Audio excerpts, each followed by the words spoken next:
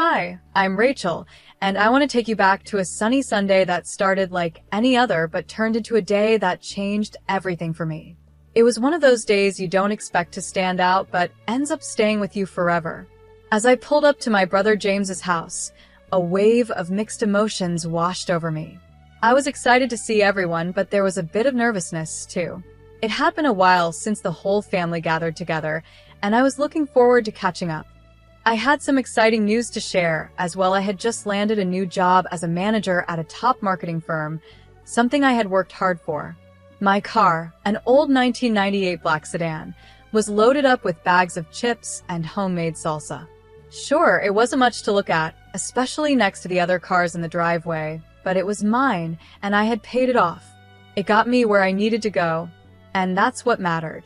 As soon as I stepped out of the car, James was already there to greet me with a grin on his face. "Hey, Jules. We were starting to think you bailed on us," he joked. I laughed, handing over the snacks. Never. Traffic was awful, but I made it. We walked into the backyard, and the smell of burgers on the grill instantly hit me. I spotted Mary, James's wife, standing by the patio. She looked like she had just stepped out of a fashion magazine, dressed in a perfect summer dress and oversized designer sunglasses. She always knew how to turn heads, and today was no different. My parents were at the grill, waving as they flipped the burgers, while my younger siblings, Michael and Amy, were busy setting up some outdoor games. Everything seemed perfect, just the way family gatherings usually were. But of course, Mary had to make her entrance. Finally, the guest of honor arrives. Mary called out in her loud voice, the kind that made sure everyone, and I mean everyone, even the neighbors, could hear her. As she said this, her eyes darted toward my old blue car, parked next to their shiny new SUV. "Couldn't you park that relic around the block, Jules? It's ruining my view." Some of my cousins chuckled, and I tried to brush it off with a laugh. "Well, it gets me from point A to point B," I replied, trying not to let it get to me. But Mary wasn't finished. She sighed dramatically and took a long sip from her cocktail. "Oh, honey, you really should treat yourself to something nicer. You're a manager now, aren't you? You should act like it." I started to respond, wanting to share my exciting news about the new job, but before I could get a word out, Mary had already turned away. She was gathering a group of people for a game, completely dismissing me. I stood there for a moment, her words still stinging. It wasn't just about the car. It was the way she said it, like a reminder that no matter what I achieved, in her eyes, I'd never be enough. James caught my eye from across the yard and gave me an apologetic shrug, mouthing, "Don't let her get to you." I tried to smile back, but it was hard to shake off the feeling of being belittled.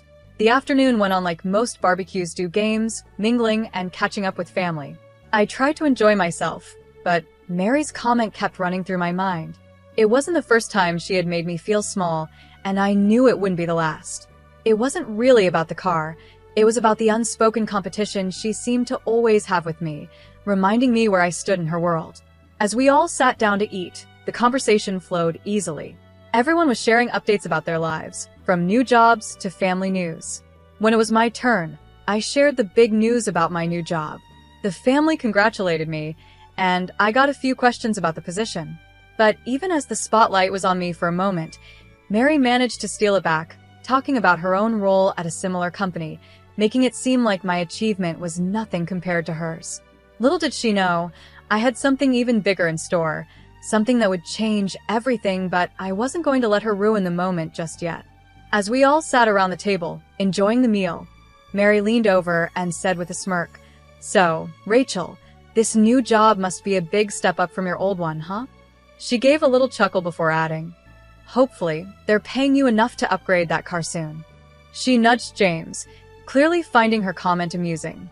I was about to respond, but before I could say a word, my mom jumped in. "We're all so proud of Rachel. She's worked really hard for this," she said with a warm smile, her words filled with pride. The rest of the meal carried on with laughter and family stories, but I couldn't shake the tension that simmered just below the surface. Mary's comment, though said with a smile, had left a sting. She always seemed to know how to take a dig at me, and I could feel it gnawing at me throughout the evening.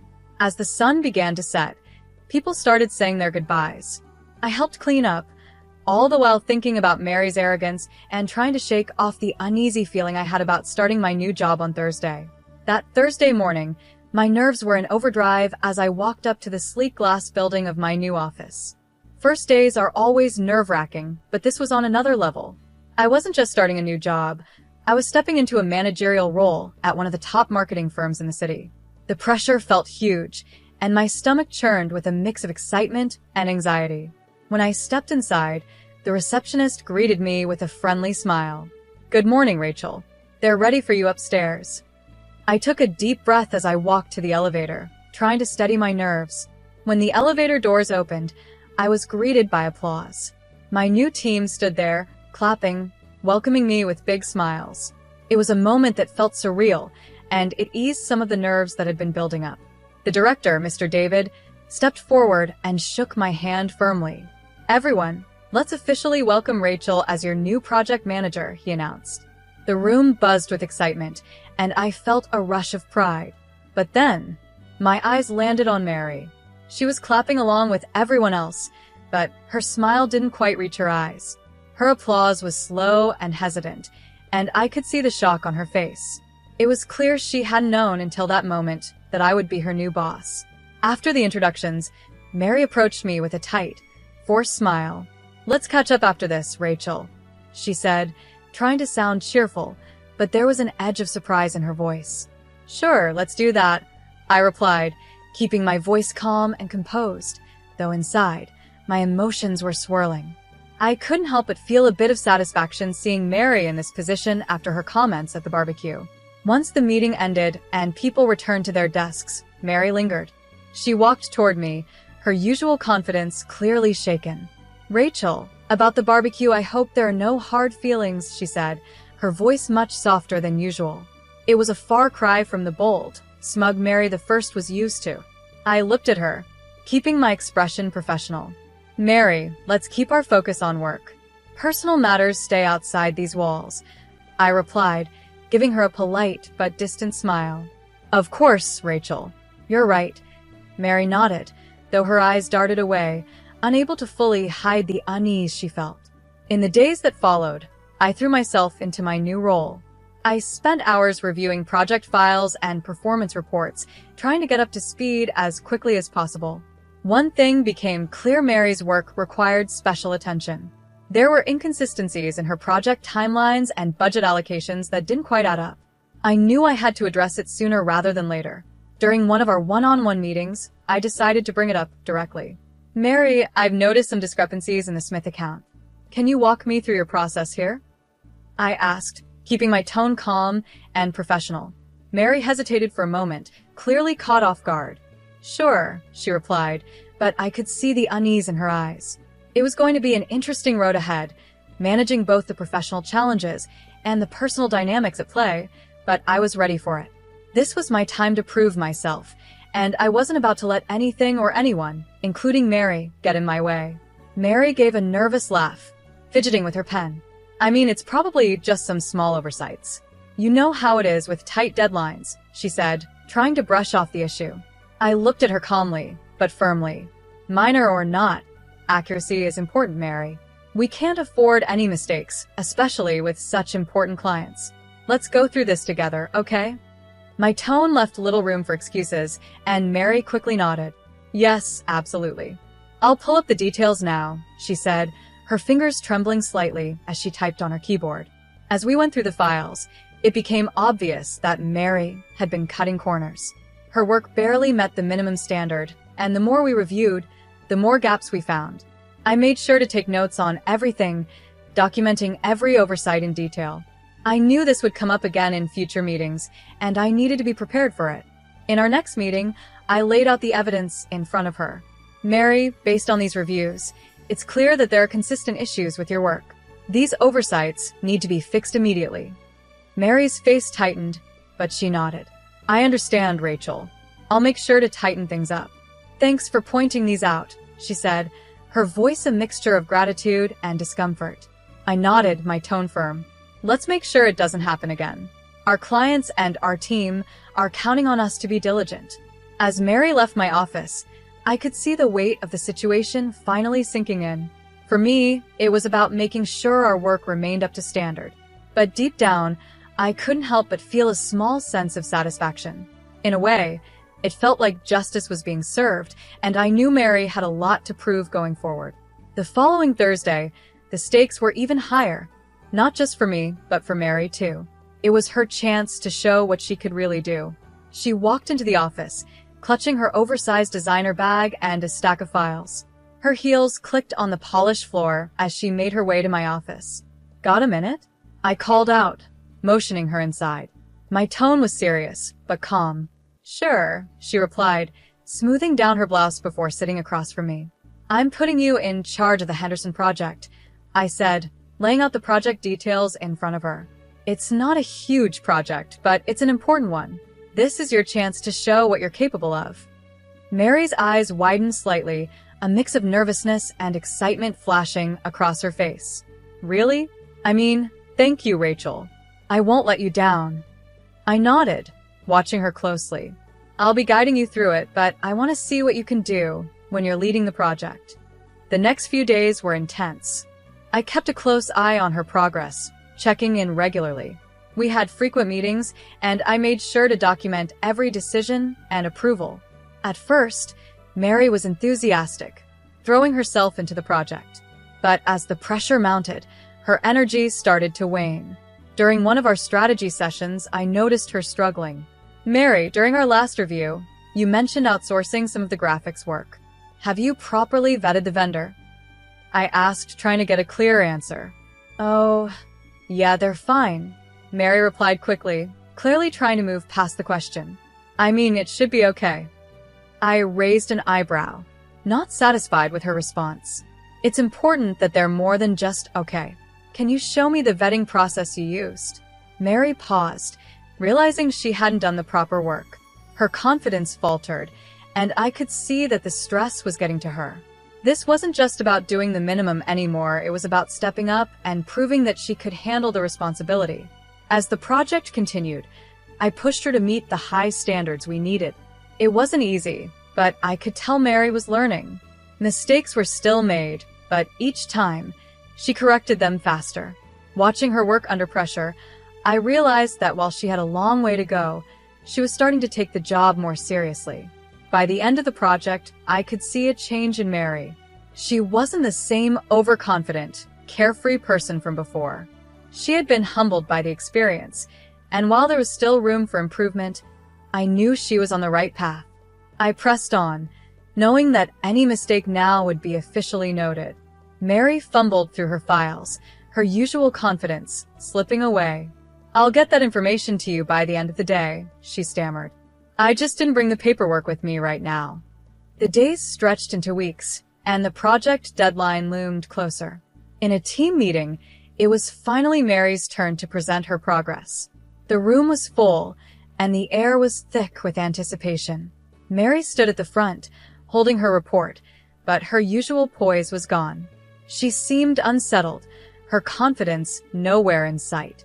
"All right, let's see," she began, flipping through her notes. "For the marketing strategy, we are, planning to," her words trailed off, and she stumbled over her sentences. The report lacked the depth and clarity that was expected, and I could sense the tension rising in the room. Mr. David, who was seated in the corner, raised his eyebrows slightly and gave me a nod, signaling his concern. This was the moment I had been waiting for. "Mary," I interjected, "could you clarify how the budget was allocated? There seemed to be some discrepancies between your report and the original estimates."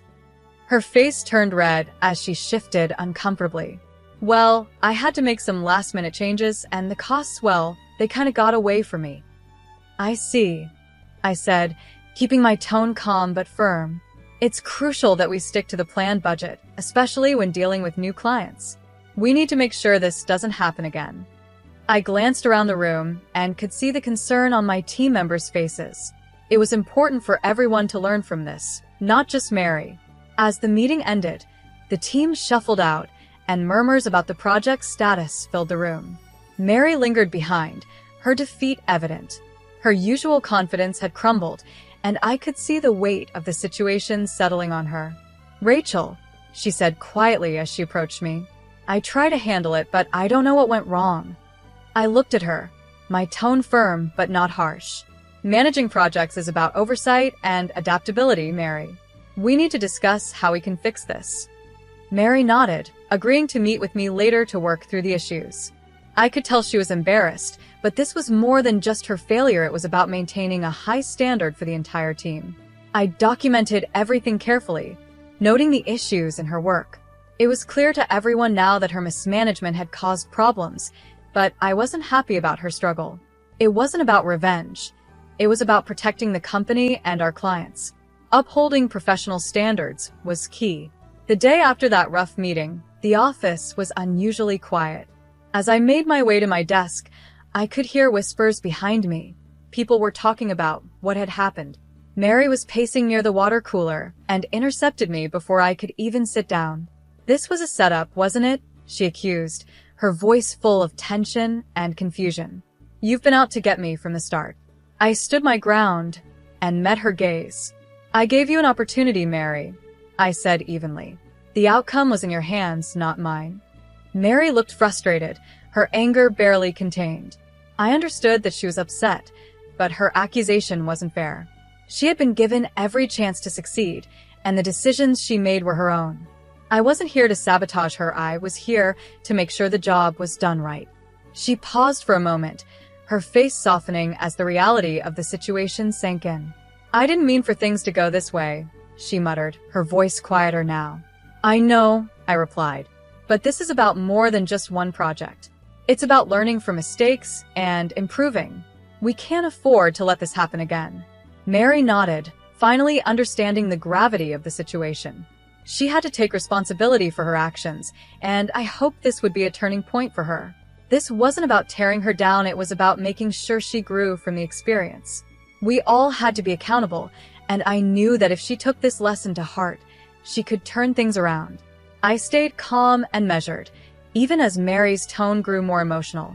"But you just watched me fail," she said, her voice shaking with desperation. "You could have helped more. You could have guided me." "Helping is one thing," I replied, "but doing your job for you is another. We all have to meet the company's standards. Unfortunately, your work didn't meet those expectations." She scoffed, throwing her hands up in frustration. "So, that's it? You're just going to watch me go down?" "It's not about watching you fail, Mary. I document everyone's performance. It's my job, and it's not personal," I said, trying to stay firm yet professional. Later that afternoon, Mr. David called both of us into his office. The tension in the air was thick as Mary and I sat across from him. He laid out the papers I had prepared: mismanaged budgets, unvetted vendors, and timeline issues. "After reviewing the evidence and considering Rachel's observations, we've decided it's best for the company that we part ways with you, Mary," Mr. David said firmly. Mary's face went pale. The fire in her eyes faded as the reality of the decision settled in. "I understand," she whispered, her voice barely audible. The news of Mary's termination spread quickly. At the next family gathering, the atmosphere felt a little strange. My brother James approached me while I was pouring myself some coffee. "I know it's been tough, Jules. Are you okay?" he asked, his concern clear. "I did what I had to do, James. It wasn't about revenge, it was about integrity," I said, feeling the weight of the situation. He nodded and gave me a reassuring pat on the shoulder. "I know, sis. And I think deep down, everyone else knows it too." Our parents, ever supportive, didn't bring up Mary's absence. Instead, they focused on keeping the family together, making the night feel lighter as it went on. The laughter and conversation slowly helped ease the tension that had been there earlier. Later, as I drove home, the familiar hum of my old car gave me time to reflect. Watching the streetlights blur past, I thought about everything that had happened. My job demanded tough choices, ones that affected not just me but those around me. While I hadn't set out to hurt Mary personally, I knew my role was to uphold professional standards. That meant making difficult decisions, even when it involved family. Though the weight of those choices felt heavy, I drove on, confident that I had done my job with fairness and integrity. The road ahead felt clearer, guided by the principles I believed in most. And that wraps up our story. What do you think? Was Rachel right in how she handled the situation with Mary? Should she have been more supportive, or did she do the right thing by sticking to her professional duties? Let us know your thoughts in the comments below, and don't forget to like and subscribe for more stories like this.